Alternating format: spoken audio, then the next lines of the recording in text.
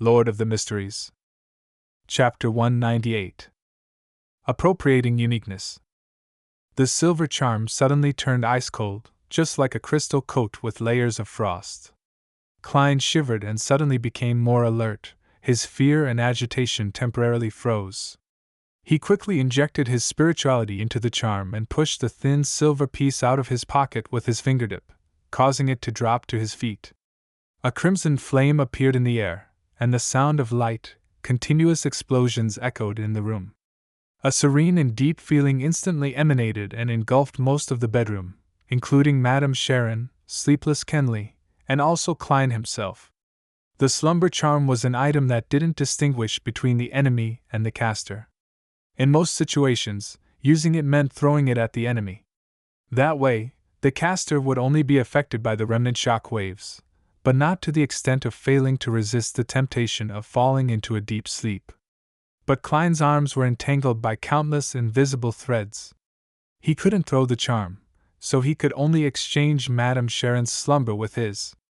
But he had long considered such a situation and was prepared.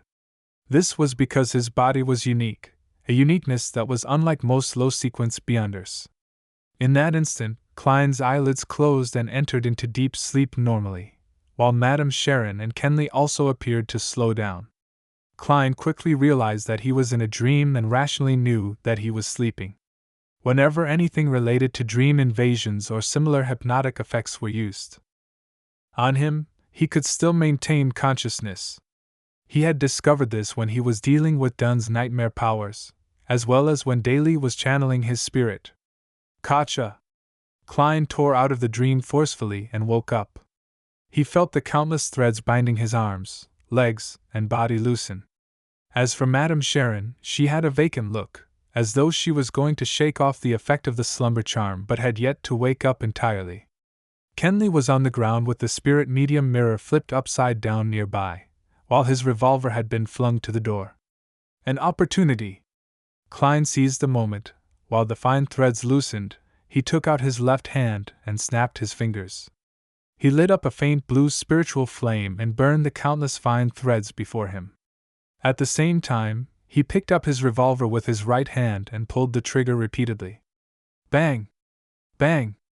The two silver demon hunting bullets tore through the barrel and fired towards Madame Sharon. Klein didn't confirm the outcome but bent his knees, exerted strength in his waist, and leaped over to Kenley. Simultaneously, he broke the fine strings that were tied around his body. His earlier shots were mainly to inform the captain that something unexpected had happened inside. They were already fighting and were in need of assistance. Of course, if he could shoot Madame Sharon directly, that'd be the best outcome.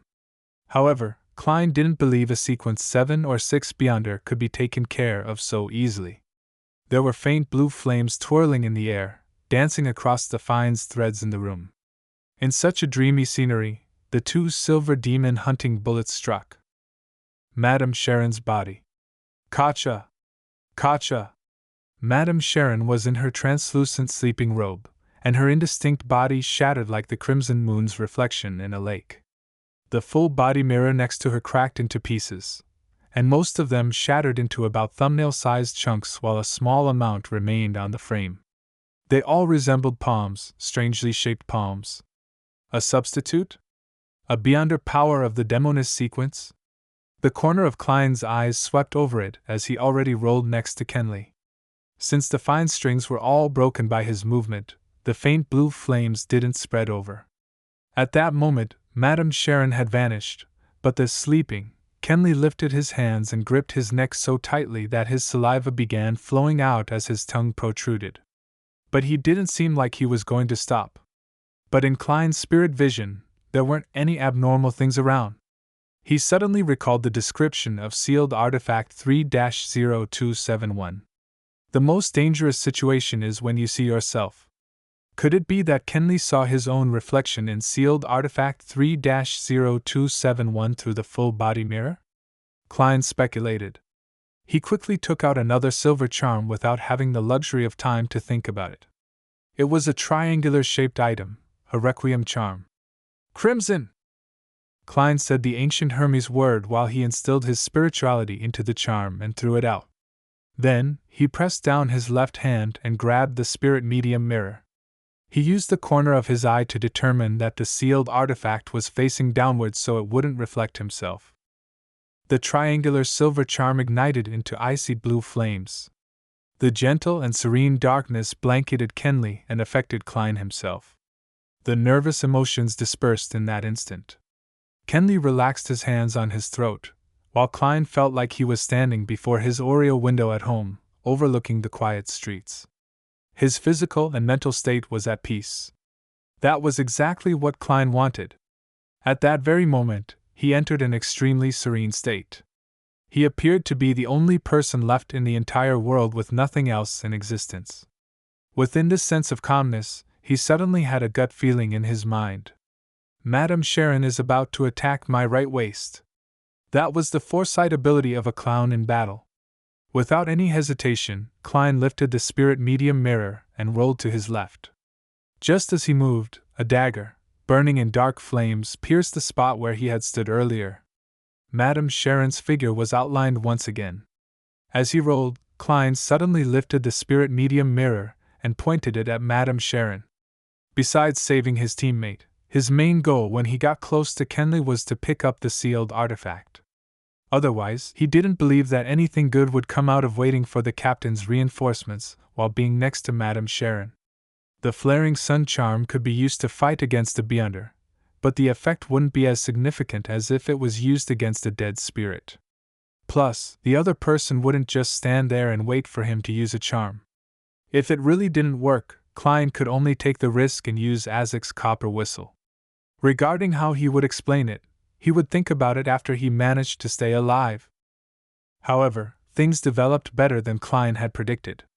Madame Sharon opted for assassination. She didn't interrupt his use of the Requiem charm and the spirit medium mirror. Therefore, Klein had instantly formulated a simple plan. He didn't avoid the repercussions of the Requiem charm but relied on it to enhance his foresight ability as a clown. Then, he seized the opportunity to dodge the attack while he used the spirit medium mirror to reflect the enemy.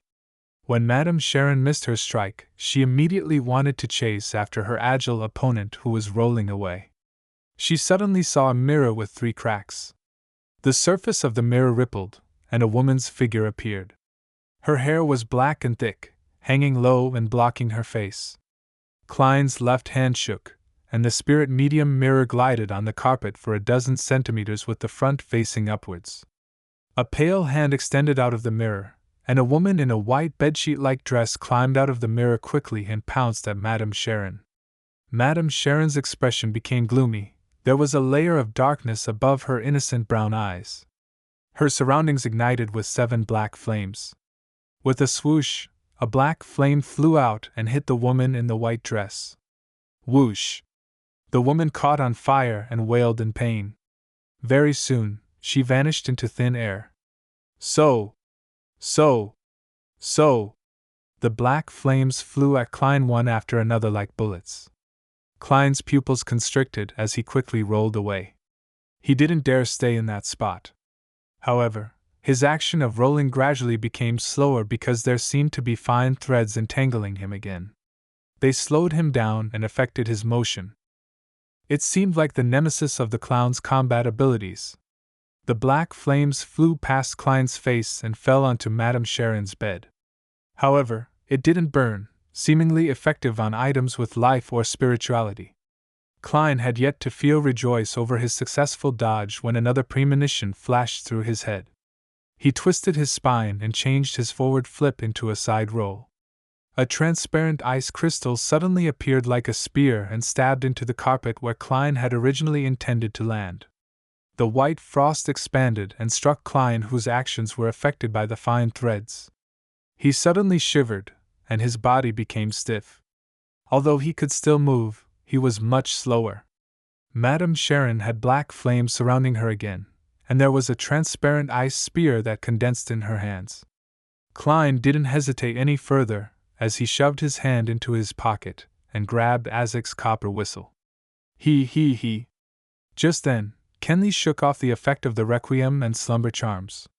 He got up and looked towards Madame Sharon with a pair of vacant-looking eyes.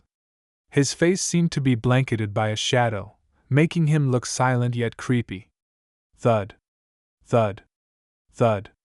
Kenley leaped at Madame Sharon, who was the closest. Madame Sharon narrowed her eyes and shot the black flames surrounding her one after another at Kenley. Poof! Poof poof! The black flames disappeared like snowflakes and didn't have any effect. Klein was stunned at first, then he lifted the gun in his right hand and pulled the trigger while aiming at Madame Sharon. Bang! Madame Sharon dodged ahead of time and threw the frost spear towards Kenley, but it only penetrated his clothes and not his skin. Hence, it didn't create a freezing effect. Bang! Klein fired again, and Madame Sharon dodged to the side of the broken full-body mirror and picked up a palm-sized fragment. She continued to walk swiftly and dodged another bullet. She then used the irregular fragment to reflect Kenley as he leaped over at her. Right on the heels of that, Madame Sharon dodged to the side as she swiped the mirror with her palm, which was covered in black flames. At that moment, Klein had emptied his revolver. He had no choice but to throw it, letting the empty shells and revolver fall to the carpet. Just as he rolled over to pick up Kenley's revolver, he heard his teammate's tragic scream. Kenley stopped before bending over and vomiting. It was bile at first, then a red heart, followed by his lungs and stomach that were burning with black flames.